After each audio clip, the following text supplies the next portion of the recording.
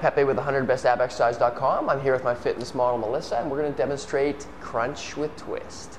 So Melissa's going to cross her leg over, left ankle over the right knee in this case. What she's going to do is draw the belly button to the spine, and she's going to come up with the upper torso, up and twist. So she's turning her whole torso and elbows coming close to the knee. Not important whether you touch the knee, you just want to go as far as you can with your range of motion, keeping that core tight and resisting on the way down as well. What you want to avoid on this one is winging, where you're just moving your elbow. You want to make sure your whole torso comes up and turns. Great exercise. I'm Pepe with 100 Best Ab Exercises. Thank you for watching.